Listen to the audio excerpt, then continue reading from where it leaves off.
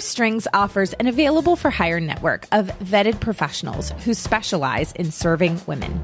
When you have a life event that has suddenly made money a priority, you can now move forward with a whole new confidence that you're getting advice and services from savvy professionals who are uniquely equipped to serve your needs. Go to pursestrings.co and use our directory of handpicked financial professionals when you're ready to plan for retirement, navigate divorce, buy your next home, fire up your new business, and more.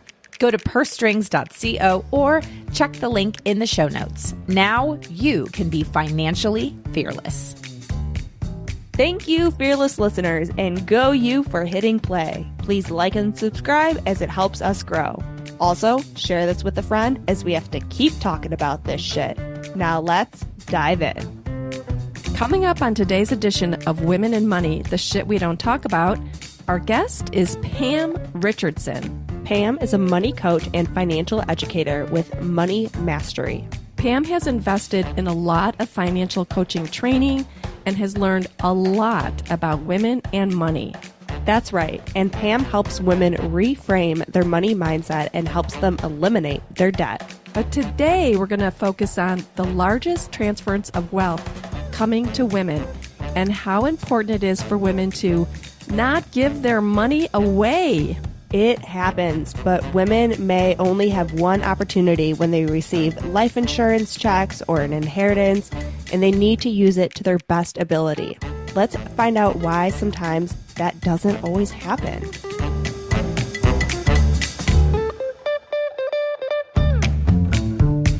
Gloria Steinem once said, "We will never solve the feminization of power until we solve the masculinity of wealth." Barbara Provost and Maggie Nielsen are the team at Purse Strings that will help you navigate the ins and outs of financial independence so that you can be financially fearless. This is Women in Money, the shit we don't talk about. Hey Pam, thanks for being here today. Before we dive into this interesting topic, can you share a little bit about yourself? I sure can. Maggie, Barbara, thank you for having me here. So I am Pam Richardson, financial educator, wealth coach. And I did not get here by accident. I have had a horrific relationship with money pretty much my whole life. My father raised me to not worry about money because he would always take care of me. And if not him, then a man surely was a financial plan for me. What happened was he died when I was 25, leaving me clueless and with a mother to take care of. It was not a pleasant time. Let's just say money came in and money went out. It was about $500,000 back then. So I'm well aware of money coming into a woman's life, and I'm well aware of money going out of a woman's life. I also watched my mother as she was dying. She was 7 days away from being a ward of the state. Now, I'm not sure if you or your listeners know what that means, but when a woman runs out of money, she becomes the state's responsibility. And my mother was 7 days away. We don't need to live like this. There's no crystal ball. We don't know how long we're living, but we could live differently. So based on those two things around death, I have become very passionate personally with my own money and with others. Money is power in my viewpoint. Mm-hmm. And I believe that we as women shy away from that power. And I just had a client meeting where I said, you need to stop. We're going to bask in your light. You are going to shine your light. You are not going to acquiesce into where she was going. So, wow, when you said that, I just got goosebumps, shining in your light. Step into it. Let's step into our light, into our power. You hear about people with money and the negativity involved with that. And I want to say to people, where do you think charities get their money from? Right. Charities get their money from people with money. And if you had it, think about giving it. Oh my goodness. So let's talk about this great transfer of wealth that is in process and happening. Let's do it. So there is this large transference of wealth coming our way to the tune of $30 trillion by 2030. So think about it. Women are definitely going to be holding the purse strings of America. But our concern is that when women come into an inheritance, or let's say a life insurance check, this is probably a one-time opportunity for women to really set themselves up financially for their future. Yet, what we find is many people, many women will give this money away without really taking care of themselves first because, people might know that they've come into some money and they might start asking for it. But, let's talk a bit about this, Pam. What are you seeing? Well, what I'm seeing is that women by nature are very nurturing, compassionate individuals who, a lot of us, want to take care of our family members, our children, society at large. And the one thing that a lot of us are missing are boundaries when it comes to money. Now, I also want to say that I might be painting with a broad brush. My statements do not apply to women who are somewhat miserly with money and don't let it go. My statements are for women who have issues with money. Right. Okay. Right. Yeah. It's okay to be miserly with your money and hang on to it. That's your own choice. Mm-hmm. I've had women who hired me to help them be able to spend money. And I said, did you even read my bio? That is not a problem I've ever had and don't know that I can help you with. Successful. We found success. So I was able to help them with that. But it's a rare person who comes to me with, help me loosen up the purse strings, if you will. Got it. So tell us what you've been seeing in terms of any clients that you've worked with or situations that you've encountered. Yeah, I want to tell you a story that happened this summer. And I think this really is a nod to our cultural perspective that's going on with women and money. We're out at our lake, and my husband and I are working on our boat. We're trying to get it into the slip, and our neighbors happen to be out there, and they're young. They're in their late 30s, early 40s. So I was trying to help my husband with something, and the guys were trying to talk to him. And one of the guys turned to me and said, why don't you get out of the way and let the men deal with this? Oh, and wow. Yeah, I'm thinking, yeah, brother, that's worked really well for me, my life. Why don't I get out of the way and let you men take over? That's part of our problem right there. That's why women don't get the money and hold on to it, because our society, a lot of us have been conditioned to the man will take care of it. The man is the financial plan. I believe in what is called learned helplessness. Have either of you heard about learned helplessness? Well, it sounds exactly like what it sounds like. We learn how to be helpless. We come honestly by it because, God, we might not be loved if we knew what we were doing with money, right? If we didn't need to be taken care of, would we be in an equal partnership then? Yeah, it's crazy. Oh it's my crazy. gosh. So I think about this often, and I'm thinking, okay, so that kid he's a kid to me. My children are in their 30s, so they're a kid, but I'm thinking that man has daughters. What is that daughter being taught? What is she learning about men and strength or money, anything? Just what are the messages that are coming in? And I think one of the biggest things that we can do as women to derail this is look at our thoughts and our behaviors. Many of the thoughts are going to be unconscious. You're not going to be aware of them. The other day, someone asked me something and something flew out of my mouth. I was like, where did that come from? Mm-hmm. Perfect opportunity to start becoming aware of it, look at it. We really need to change our mindsets. I believe mindset matters most. If you think you can, you can. So Exactly. We really need to change our mindset on this. Yeah, money mindset. So I think that's the first step. And I never learned how powerful that whole reframing of money mindset is until we really delved into purse strings, and so many women didn't even want to talk about money. And that's why we call this podcast is Women and Money, the shit we don't talk about, because And no judgment. It's the fact that if we talked about money, it was taboo. It was rude. It was enculturated in us by our families, by our religions, by our communities, by our peers. I mean, even today on the Facebook, I said, how often do you talk with your relationships, with your partners about money? Because money is a subject that women fear to discuss. And really, money is just a tool. It should be like talking about learning how to cook, right? Or learning how to drive a car, or learning like any of these other, tools that we have.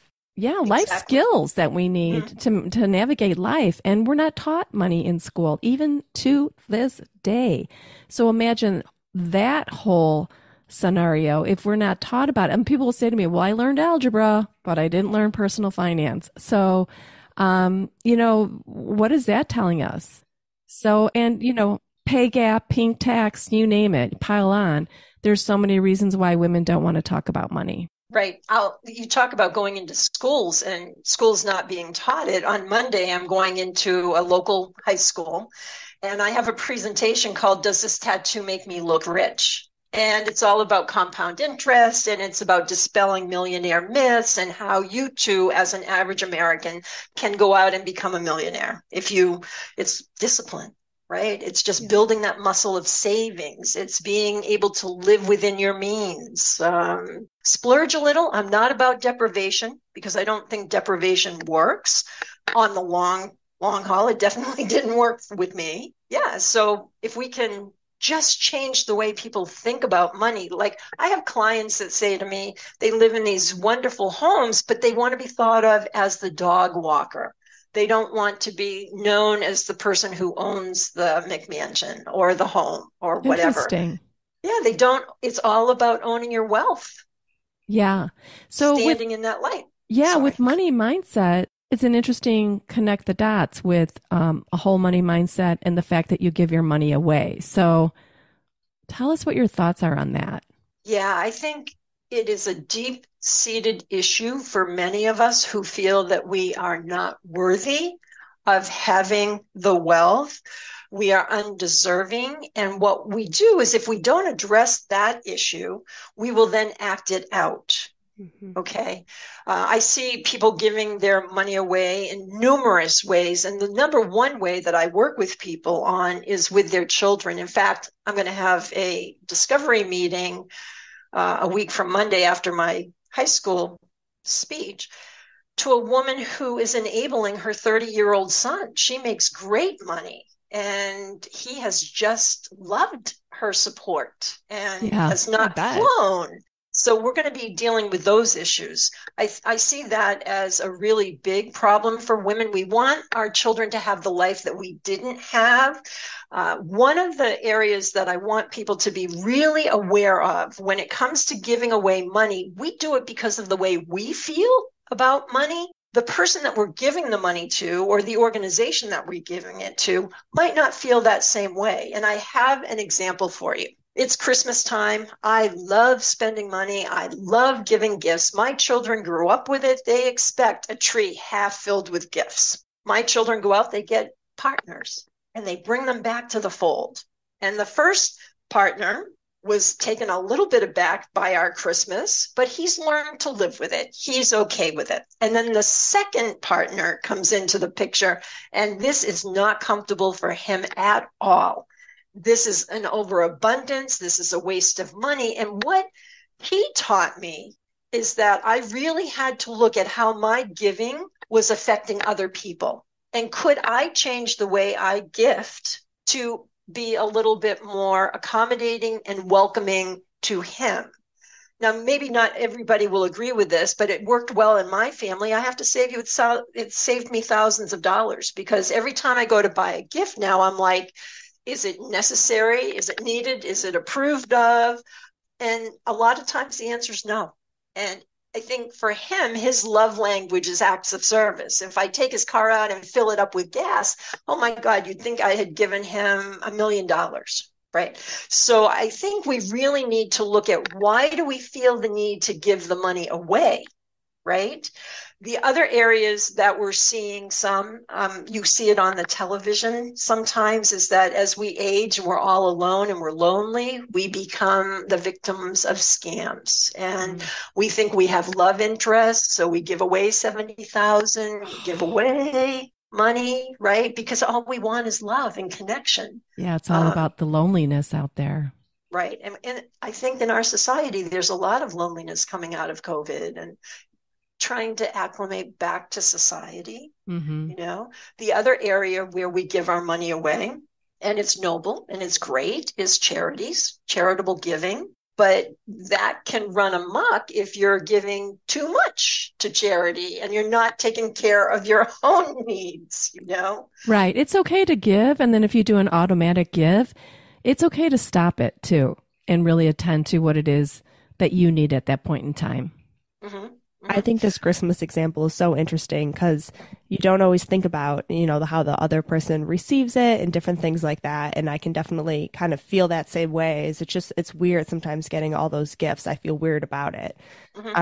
But I also know that everywhere you go, people are asking you to donate your money. I mean, at the grocery store, they're asking you to donate. I get mailers all the time. I get text messages from different campaigns. And then people want, you know, they want their support in all these different ways, which you want to support them. But then it's like, I gotta pay my own bills right now. You know, I can't put everybody else, you know, first. Right. And how do you feel when you're bombarded with all those asks? You know, Oh do my you feel God. guilty because I'm you worn got out. the money? You're worn out. Yeah. But at the grocery store, sometimes you kind of be like, oh no, I don't want to help, you know, breast cancer this month. And then you feel like, you know, you're being, you know, rude, where it's like, no, I do my own donations on my own time that are tax deductible, that I think actually go to the cause versus I don't know where the stuff from the grocery store is going. And so you do have to dive in. But at that time, I'm always like, no, I don't support breast cancer. Like it comes off really bad. I feel bad. I feel bad when that happens. But like you, I know where my money goes tonight. I'm going to an event called 100 Women Who Care. I'll be giving $100. That will go towards $10,000 to a charity. Oh my gosh, I can't tell you how good that makes me feel. But I also donated to the World WWF. What does that stand for? The Animal Foundation thing. Sounds like the World Wrestling Federation. I know. As soon as that came out of my mouth, I thought, no, I don't donate to wrestling. Like the World Wildlife Federation or something. Yeah. So I donated to that because I love animals. And one of my goals and objectives, and I think we all need to have goals and objectives with our money, right, is I would love to support lions. So I donate to WWF. I do $65, big deal. That's not going to make or break me or them. And then all of a sudden they're inundating me every week, every month. I'm like, stop it, people. Just be thankful for what you got. Right? Yeah. And I think we need to reframe that. You know, I felt bad that I didn't support the breast cancer. It's more like, you know what? Thank you for asking, but I give to my own causes that I'm invested in, you know, and because you can't give to everything. Right. And you might give to breast cancer. You just might make a bigger, like rather than rounding up or giving $1 or $2, you do it later, your own. And nobody needs to know that. So once again, it comes back to how do we feel? And it's okay for us to hold on to that money. It's okay for us not to let October's breast cancer awareness month, right? Or pancreatic cancer or whatever. My father died of lung cancer when I was 25. That's a pet of mine. Yeah, and there are other ways to donate that doesn't have to be money. You can donate your time, you can donate food, you can donate lots of other ways that doesn't have to be monetary. So, yeah, and then the concern about women, you know, really taking care of their adult children. You know, there's not a good return on investment in that money because unless they're going to take care of you in your old age, which I don't know if that always happens, you really have to rethink it. And I love your message around boundaries, right? And also who can hold you accountable to your own boundaries so you're not swayed. Exactly. That's one of the tools that I recommend people have is an accountability partner, someone that you can call and just talk about an idea with, and they can say that might not be in your best interest. You know, one of the things that I really have a hard time with is when a single mom will co-sign a loan for education. for college, that student has a longer runway than we do. I have seen students go into default. I have seen mothers' FICO scores and credit ratings tank, and some have never recovered from it. The student has a longer runway. There's no retirement. Well, Social Security, but once you max out Social Security, that's it. With your student loans, you have longer years to pay it off. With retirement, I'm sorry, I'm 62. I don't want to work a whole lot longer, So at 75 or 70, how are you going to fund your retirement if you haven't taken yourself and put it yourself first? Your child, that's one of the questions I ask my clients is, do you want to be supported by your children when you are retired? Because the way you're going to need to be for some of them, not all of them. And that's because they've helped their children so much. It's like what they say in the airline, put your oxygen mask on first. But we feel guilt. There is some guilt that comes with money. The other thing I noticed with inheritors is sometimes they don't own the money. What do you mean? So Uncle Joe left me $100,000. That doesn't become Pam's money. That will always be Uncle Joe's money. Uncle Joe's going to buy me a car. Uncle Joe's going to take me on a trip or whatever. It's not Uncle Joe's money. He's dead. It's yours. Step up, own that money, be uncomfortable with the power that you perceive you now have and work on that. Get it to be normalized, that it's okay for you to be wealthy, for you to have that money, for you to hold on to that money. Yeah. It's interesting because I'll never forget this gentleman who was speaking at a conference, and he said his son's friend's father died, and the mom wanted to talk to him about what to do with her inheritance. So he went over to talk to her, and she's like, look, I got this $1 million check. And she had 3 boys. And I always wanted this house on this lake, and now I feel like I'm able to get it. And he said, you know what you need to do? You need to go find a job, and you need to invest that money because you have 3 boys to raise. And this is your only opportunity to leverage this money and make it work for you. So these young boys can, get through school, get through college, and that you can use this one-time opportunity. That's what it's for. Because if you bought a house on the lake for $1 million, how are you going to maintain it?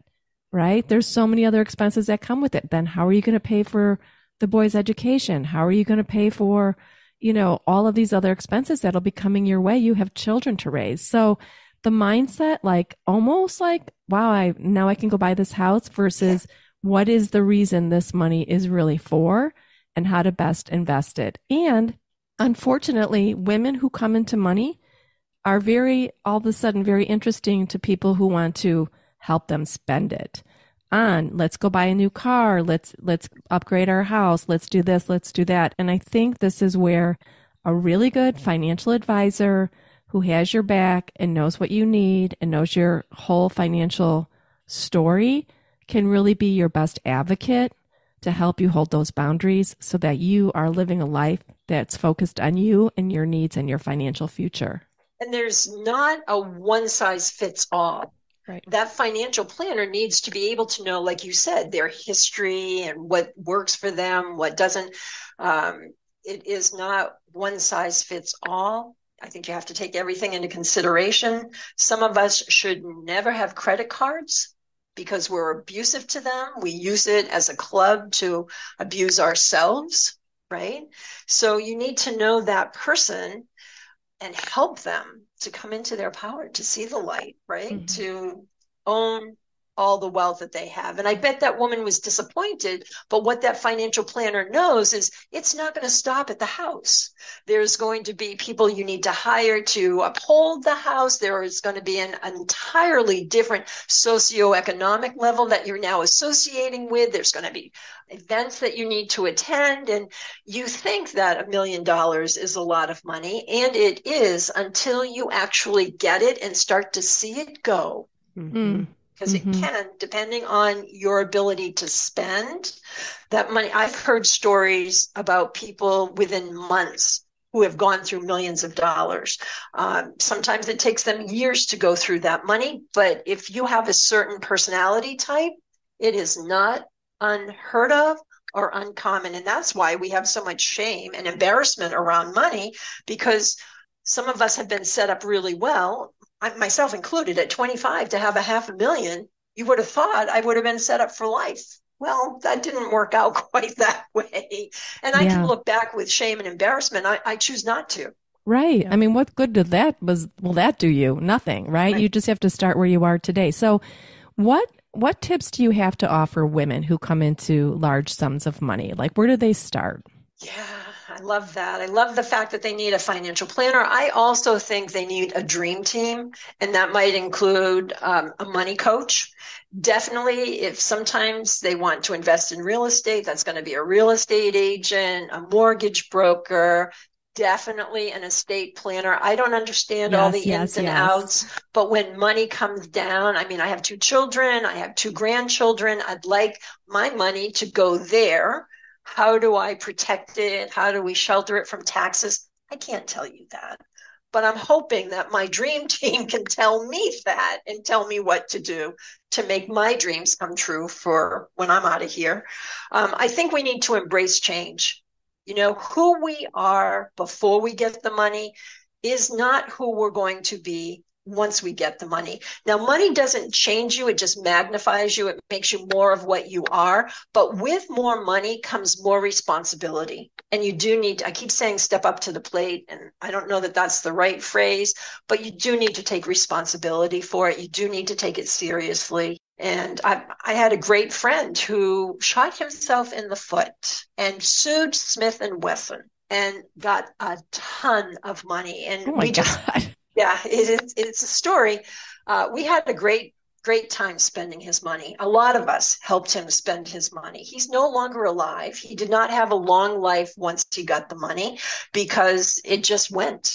And that is a true tale. And it's a story that we need to, as women, pay attention to, that if we're not conscious of where and what we're doing with money, it will go.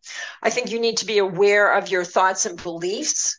Okay, like if you do believe that a man is a financial plan and only men know what to do with it, men oftentimes don't have any more idea what to do with money than you do, but they come across so much more confident than us.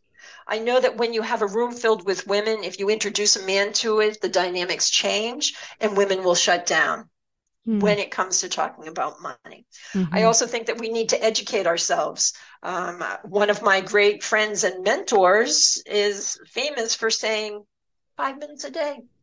Look at a newspaper, pick up a magazine, read, go into, there are numerous places to go, purse strings, right? Learn, read, educate, feel comfortable. That's how you're going to get more comfortable, is by learning what you're doing. Having conversations. You mentioned earlier talking to your partner, your spouse about money. Do you even have a money date with yourself? Oh, that's a good idea. Sit down with money and think about this. If money were your partner, would it stay or would it go? How do you treat it? How do you talk about it behind its back? Exactly. Like, is it a curse or is it a blessing? You know, I just love having my money dates. I have my spreadsheet. I like tea. I also like gin and tonic. But when I'm doing my numbers, I need to be with it. I'm drinking my tea, have my candles going. This is a time for me to find out about my money. How am I doing? Where do I want to be? What do I want to do? What do I need to change? And what do I need to think differently? Or how do I need to think differently about this? I really like all those tips. And, you know, we are just doing a couple posts on Instagram as well. And it was kind of like, you know, women who earn $250,000 a year are still very worried about their finances. And it's kind of this point of, if you don't know where your $100 is going, you're not going to know where your $1 million is going. And so getting your mindset right, getting everything right, even though it seems like I only have pennies to rub together, it's going to help you so much more when that money does come your way, because you'll already be mentally prepared. You already have these dates in place. You already know where your current finances are going. So it's just a bigger scale versus all of a sudden coming into all this money, and then understanding your mindset and understanding budgeting is a lot harder to do when you have $1 million. All at once. It's like Yeah. overwhelming. And which angle do you tackle first, right? That's like when I go into the schools, I want them to get that muscle of taking 10%, 18% of your paycheck each week or month, whatever, and put it away and don't think about it. Don't tap it, just get it out there. And if they have that muscle built, then when they receive the money, what are they going to do with their money? They're going to put it away. They're going to save it, So you're right. Tackling those little muscles will help build over time, because we do need to really focus. Women, if they're married to a man, chances are a divorce might happen, or they're going to outlive that man. So my husband is 71 and I am 62. Chances are I will be the last man standing in this relationship. And that happens all across America every single day. Every single day. Every single day. And we need to be prepared for it. And there's nothing wrong with being prepared for the inevitable. Not only is there nothing wrong, everybody should absolutely be prepared for the inevitable that will happen, because we hear too many sad stories every single day. And that's the whole basis of why we created purse strings. Too many women were kind of deer in the headlights, or just said, I just didn't know. I trusted it would work out. Nobody taught me this. I wish I had known. All of that every single day. So yes, getting these messages out and letting people really think and wrap their head around their money and how they're going to manage it today and tomorrow and the next day is so, so important.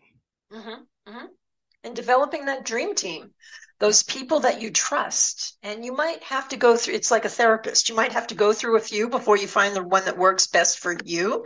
But it's important for you to interview those financial planners, those insurance brokers. Know what you need to know going into a meeting so that you're not sold on things that you don't need. Absolutely. And, to get started, we have a great handout called Where's My Money Going? We're going to put a link in the show notes. And it's just a great place for women to start, to sit down, like you said, with their cup of tea or maybe their gin and tonic and a candle and make a date with yourself to say, you know what, I'm going to finally figure out where my money's going and work through this worksheet and have them fill out what's coming into my household, what's going out. And then it has some really great questions that they can ponder over or think through or journal on to see, am I in the right place and what changes do I need to make? If I could add to that, and it might be in the sheet, I don't know, I haven't seen it, but to think about what you value, what's important in your life. If we can come up with what's important in our lives to us, then when we get those requests for money, or when we get the thought that, I'll just give this money to that person, are we in alignment? Are we acting on our value that we have set for ourselves? Values 3 to 5, that's good. Yeah. I like travel. So if travel is important to me and I want to bring the family along, then why am I out picking the tab for every meal that comes along, or picking up the daycare costs, or that's not in alignment with doing the greater good for my values? So I encourage all of the listeners to think about that. What is important to them? For some of us, for women in particular, right? Safety. I just want to make Number one. Yeah, that my house is taken care of, roof over my head, food on my table, be safe, and position yourself so that that happens. There is a little bit of a slide, a little bit of a hook to that, though, is that sometimes we can never feel safe enough. And we do need to work on that emotion of being safe. If you have $5 million in the bank, chances are that's you're safe. You should be safe, but that person might not ever feel safe. I hear so many times, well, when I get to 10 million, well, when I get to, I'm like, you are never going to be happy at 10, 20 because you're not happy here. Yeah, they call that the bag lady syndrome, right? Women are so fearful of being a bag lady, so they always think they don't have enough. A bag lady and a burden, right? To me, the worst thing that could happen is that I become a burden to my kids. And that is my major motivator in changing my behavior, in changing how I spend, how I save. That to me, some people, that's not a problem. They wouldn't mind that. It's just not something that I really want to do. Exactly. Well, your kids are going to thank you for that. Trust me. Let's hope. And I have my nursing home all picked out. Good for you. That's great. I would say, and to recap, we talked a lot about women and their money mindset and ways to really reframe money. First of all, getting an understanding of what your own money mindset is, if it's healthy or not, and ways to really rethink it. We have excellent resources. We have excellent financial professionals who've written books on this that they can find right on the Purse String site. And really making a money date. I love that. Making a money date with yourself on the regular, and also with your partner if you're partnered, to really understand it.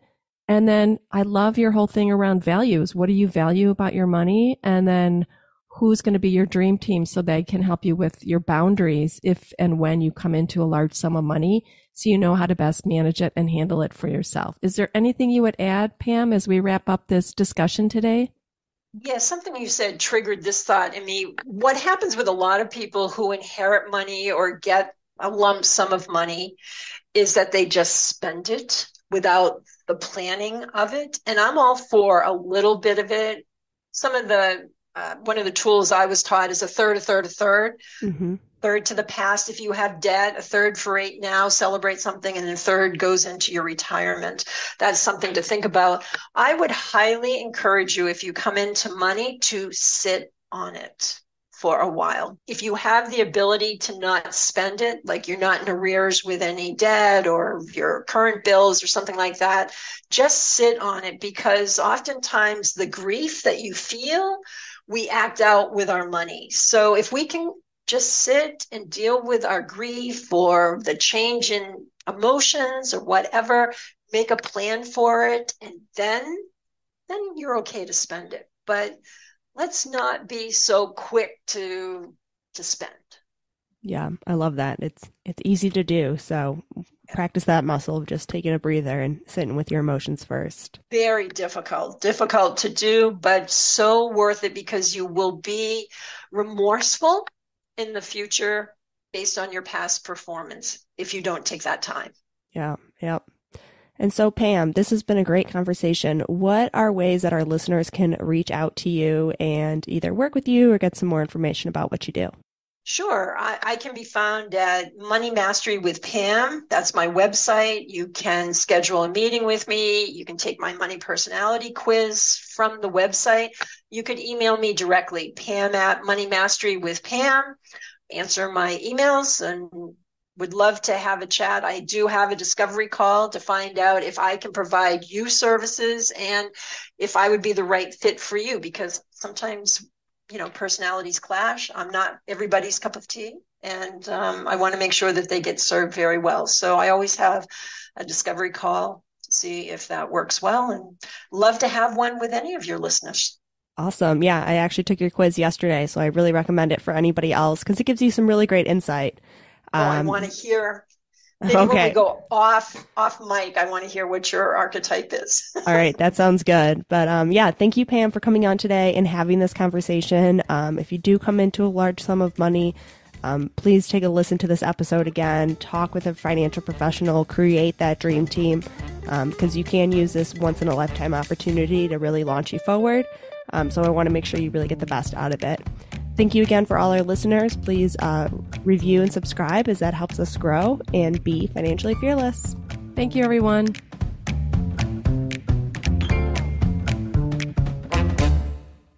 Information is for illustrative purposes only and does not constitute tax, investment, or legal advice. Always consult with a qualified investment, legal, or tax professional before taking any action. Purse Strings offers an available for hire network of vetted professionals who specialize in serving women. When you have a life event that has suddenly made money a priority, you can now move forward with a whole new confidence that you're getting advice and services from savvy professionals who are uniquely equipped to serve your needs. Go to pursestrings.co and use our directory of handpicked financial professionals when you're ready to plan for retirement, navigate divorce, buy your next home, fire up your new business, and more. Go to pursestrings.co or check the link in the show notes. Now you can be financially fearless.